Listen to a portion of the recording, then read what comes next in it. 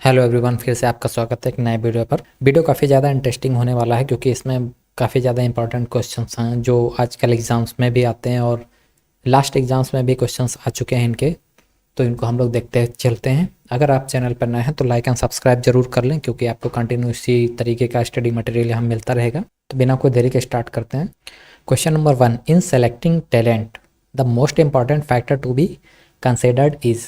अगर मान लो आप प्रतिभा का चयन कर रहे हो तो सबसे महत्वपूर्ण जो कारक होते हैं उन पर क्या विचार करेंगे। आप ट्रेनिंग स्टेट को देखेंगे, हेल्थ देखेंगे, इंटरेस्ट देखेंगे और एटीट्यूड देखेंगे। तो अगर देखा जाए तो ये तीनों ज़्यादा इंपॉर्टेंट हैं। तो यहाँ पर करेक्ट ऑप्शन होगा डी होगा सही। इसको आप सही मान सकते हैं। Second is an efficient coach is he who. एक कुशल प्रशिक्षक वही है जो टेल्स बताता है, टेल्स एंड डेमोस्ट्रेट बताता और डेमोस्ट्रेट भी करता है, टेल्स डेमोस्ट्रेट एंड एक्सप्लेन बताता भी है और डेमोस्ट्रेशन भी देता है और एक्सप्लेन भी करता है। और इसमें लास्ट है tells demonstrate explain and inspire. तो बताता भी है, डेमोस्ट्रेट भी करता है, एक्सप्लेन भी करता है और आपको इंस्पायर भी करता है। आपकी इच्छा होती है कि आप उसके जैसे हों। तो यहाँ पर करेक्ट ऑप्शन होगा डी।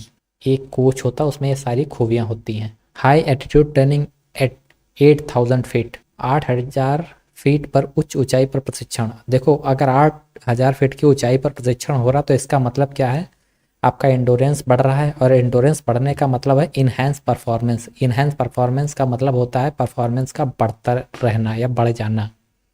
ठीक है, क्योंकि परफॉर्मेंस बढ़ेगी तो इंक्रीज मसल स्ट्रेंथ भी बढ़ेगी और ये सब सारी चीज़ें परफॉर्मेंस पर डिपेंड करती हैं। और परफॉर्मेंस किस पर डिपेंड करती है, जितना तगड़ा आप जितना पावरफुल ट्रेनिंग लेंगे और जितना ज़्यादा पावरफुल ट्रेनिंग होगी और साथ में टाइमिंग उसकी कैसी है, इन सब चीज़ों पर ये डिपेंड करता है कि आपका परफॉर्मेंस का लेवल क्या होगा। Abdominal muscles are best develop from. पेट की मांसपेशियां सबसे अच्छी तरह विकसित होती हैं किससे, रनिंग से, एब्डोमिनल क्रंच से, बैक हाइपरटेंशन से, लैटरल बेंडिंग से। देखो, ये चारों चीज़ से पेट की मांसपेशियां विकसित होती है, मगर जो सबसे बेस्ट है ना, वो आता है abdominal crunch. Circuit training is an effective method for developing. अब सर्किट प्रशिक्षण विकास के लिए एक प्रभावी तरीका है। तो अगर आप सर्किट ट्रेनिंग करते हैं तो सबसे ज़्यादा इसमें क्या होता है, स्पीड भी मिलती है, फ्लेक्सिबिलिटी मिलती है, स्ट्रेंथ एंडोरेंस भी मिलती है, एजिलिटी भी मिलती है। मगर मैक्सिमम देखा जाएगा तो यहाँ पर सी मिलेगा आपको, स्ट्रेंथ एंडोरेंस। ठीक है, सबसे ज़्यादा आपको स्ट्रेंथ और एंडोरेंस मिलता है इससे। प्लाईमेट्रिक इज आल्सो कॉल्ड। प्लाईमेट्रिक को क्या कहा जाता है, देखो प्लाईमेट्रिक जंप होती है। ठीक है, तो इसको यहाँ पर रिएक्टिव जंप्स बोला जाएगा। Tactical training is done. देखो, टैक्टिकल ट्रेनिंग आपको कब मिलती है या कब दी जाती है, सामरिक प्रशिक्षण हो चुका है। इसका मतलब क्या होता है, आप जब आप किसी स्किल में मास्टर हो जाते हैं ना, फिर आपको चीज़ें बताई जाती है मास्टर होने के बाद। आप ये समझ सकते हैं कि आपको तरीके सिखाए जाते हैं कि आपको कोई चीज़ आ गई उसके बाद भी आप उसको बेस्ट बनाने के लिए क्या कर सकते हैं। तो ये होगा आफ्टर स्किल आर मास्टर्ड। तो यहाँ पर पहला होगा। Overload in sport training related to when. खेल प्रशिक्षण में अधिभार कब से संबंधित है। देखो, जितना ज़्यादा अधिभार खेल प्रशिक्षण में आप लेंगे, या ऐसे कह सकते हैं जितना ज़्यादा आप मेहनत करेंगे, वेट लेंगे, उतनी ही आपको आपकी बॉडी को ऑक्सीजन की ज़रूरत पड़ेगी। अगर जितना आप मान लो आप भार ज़्यादा लेते गए, ज़्यादा ट्रेनिंग कर रहे हैं और ऑक्सीजन आपको नहीं मिल रही तो आप नहीं कर पाओगे। तो इसलिए यहाँ पर फर्स्ट ऑप्शन होगा correct. The oxygen is adequate to supply the need of the body. Mean जितना आपकी बॉडी को ऑक्सीजन की ज़रूरत है, अगर आप उतनी ले रहे हैं या उससे ज़्यादा ऑक्सीजन आपको मिल रही तो आप मैक्सिमम टाइम काम कर सकते हैं, मैक्सिमम भार उठा सकते हैं या ज़्यादा ट्रेनिंग कर सकते हैं। What is the duration of A football game. और फुटबॉल गेम की अवधि कितनी होती है, तो आपने फुटबॉल गेम के बारे में अगर देखा होगा तो यहाँ 45 10 45 होता है। ठीक है, अब ये जो 10 वाला टाइम है बीच में, ये कभी कभी घट भी जाता है मगर बढ़ता नहीं है। ठीक है, तो कभी कभी 5 भी हो जाता है, मगर मैक्सिमम टाइम यहाँ पर 45 10 45 ही होगा। How many referees are required for a football match. अब फुटबॉल मैच के लिए कितने रेफरी रिक्वायर्ड होते हैं, तो फुटबॉल मैच के लिए मोस्टली एक रेफरी होता है जो मैदान के अंदर होता है। बाकी अगर ऑफिशियल देखे जाएँ तो काफ़ी होते हैं, लाइन चार्ज भी होते हैं, मेन रेफरी भी होता है, मगर जो ग्राउंड के अंदर होता है वो एक होता है, single. The number of umpires required to conduct a hockey matches. एक हॉकी मैच को आयोजित करने के लिए अंपायरों की संख्या क्या होती है। तो अगर हॉकी का मैच आयोजित हो रहा है तो उसमें 2 अंपायर चाहिए होते हैं और दोनों ही ऑन ग्राउंड होते हैं। In 110 metre hurdle the number of strides perform between 2 hurdles is. 110 metre बाधा दौड़ में दो बाधाओं के बीच चलने वाले कदमों की संख्या क्या क्या होती है। अब जो दो बाधाएं लगी हैं, मान लो एक यहाँ पर इस तरीके से लगी है और एक यहाँ पर इस तरीके से लगी है, तो इनके बीच कदम कितने होंगे।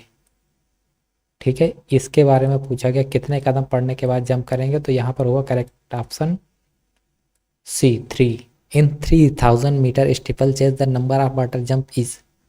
अब 3000 मीटर स्टीपल चेज में पानी में कूदने की संख्या कितनी होती है। तो ये बहुत सिंपल क्वेश्चन है, काफ़ी ज़्यादा आता है, ये होती है 7। और ये क्वेश्चन हर बार एग्जाम में आता भी है। The length of exchange zone is 4 × 100 metre relay is. अच्छा, अगर आप 4 × 100 मीटर की रिले कर रहे हैं तो उसमें एक्सचेंज जोन कैसी होती है। मान लो अगर आप 400 मीटर यहाँ से यहाँ तक पूरा दौड़ रहे हैं, ठीक है, इसको इस तरीके से समझ लीजिए 400 मीटर है, तो यहाँ पर एक्सचेंज जोन होती है, इस टाइप से बनाई जाती है जिसके बीच बैटन एक्सचेंज होता है, और ये इसकी जो डिस्टेंस होती है टोटल होती है 20 मीटर। तो यहाँ पर ऑप्शन सी होगा correct, 20 metres. The weight of men's javelin is. जो मैंस का जेवलिन होता है उसका वेट कितना होता है, 800 ग्राम होता है, और जब वीमेंस का होता है उसका कितना, 600 ग्राम्स होता है। Distance of marathon race is. Marathon दौड़ की दूरी कितनी होती है। तो ये सबसे ज़्यादा कन्फ्यूजन क्वेश्चन है कि मैराथन की दूरी कितनी होती है। अब वैसे देखा जाए दूरी उसकी होती है 42.195 किलोमीटर, जो कि ऑप्शन बी इज़ करेक्ट। मगर आपको इस तरीके से जब ये पूछा जाएगा तो कहीं ना कहीं ए और बी में आप ज़्यादा कन्फ्यूज़ रहेंगे। ठीक है, तो आपको ये जो लास्ट में पॉइंट दिख रहा है 0.195, ये भी याद रखना है, और आगे का पॉइंट 42 ये भी याद रखना है, तो टोटल हो जाएगा 42.195 किलोमीटर। तो ये आपको विशेष तौर पर याद रखना क्योंकि क्वेश्चन है काफ़ी ज़्यादा आता है एग्जाम में। How many total jumps are there in 3000 metre steeplechase race. तो स्टीपल चेज रेस जो होती है 3000 मीटर की, उसमें कुल कितनी छलांगे होती हैं। तो अगर छलांगे देखी जाए तो उसमें 7 ही होती हैं और 28 हर्डल्स लगे होते हैं। तो मुझे लग रहा है यहाँ पर जो क्वेश्चन है उसको बना के 28 और 7 35 टोटल किया गया है। तो यहाँ पर ऑप्शन 35 होगा, जो कि सी ऑप्शन है करेक्ट होगा। अगर छलांगे यहाँ दी जाती है तो केवल 7 दी जाती, हर्डल्स अगर दिए जाते तो 28 दिए जाते। तो इस तरीके से यहाँ आप समझ सकते हैं इसको। Who is the following is a cycle sport. निम्नलिखित में से कौन सा एक चक्रीय खेल है। फुटबॉल चक्रीय खेल नहीं है, तो चक्रीय खेल कौन सा है। स्विमिंग को भी चक्रीय किया जाता है और रोविंग को भी चक्रीय किया जाता है, तो यहाँ पर करेक्ट ऑप्शन होगा D, both A and B. Load intensity is, भार तीव्रता है, तो भार तीव्रता क्या होती है, inversely proportional to load volume. यहाँ पर करेक्ट ऑप्शन होगा ये। देखो इसका मतलब ये होता है कि अगर मान लो कोई एक एथलीट है और उसका प्रशिक्षण चल रहा है या प्रतियोगिता होने जा रही है, तो प्रशिक्षण और प्रतियोगिता के दौरान की जाने वाली कुल मात्रा या तीव्रता शारीरिक गतिविधि के प्रकार का वर्णन होता है। आप इसको ऐसे भी कह सकते हैं, मान लो एक एथलीट है, वो अपने शरीर के द्वारा क्या कार्य कर रहा है। उदाहरण के लिए मान लो तो दूरी की दौड़ लगा रहा है, जंप लगा रहा है, गेंद फेंक रहा है, या इस टाइप से कुछ भी कर सकते हैं जो लोड होता है। अब लोड कितना बढ़ाना है कितना घटाना है ये ट्रेनिंग पर डिपेंड करता है, किस टाइप की ट्रेनिंग है उस हिसाब से लोड होगा, जैसी ट्रेनिंग उस हिसाब से लोड। तो आप इसको ऐसे समझ सकते हैं। The ability of overcome resistance is called.